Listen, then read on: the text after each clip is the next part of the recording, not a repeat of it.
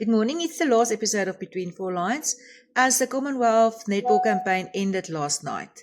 So, New Zealand in the end, the gold medal winners, well done to those girls. And then the Jamaicans, well done for that silver.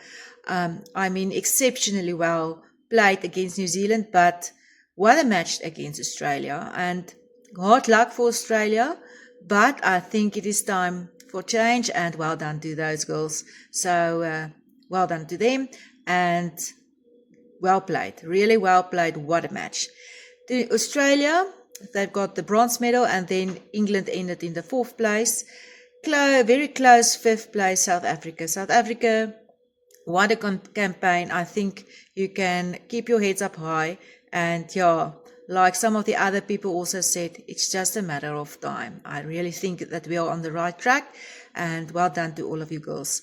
So, and then I'm going to say the next in Afrikaans. So die Suid-Afrikaanse netbalkampioenskappe is byna afgehandel. Ons het 2 naweke terug die eerste spanne gehad, die DStv Challenge.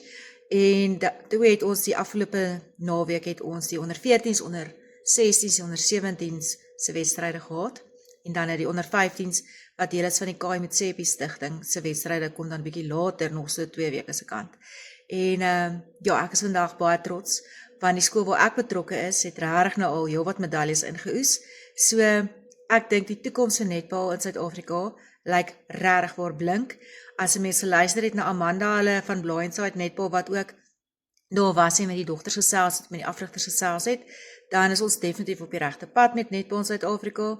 En as ons die sisteme kan reg hê en as ons met niemand mis nie, as ons kan ons sisteme so in plek hê dat ons die kinders van alle gebiede en uit alle oorde in ag kan neem en op 'n regverdige manier hulle kans kan kry, tot hulle beste kan kom, dan dink ek is ons netbal definitief op die regte plek.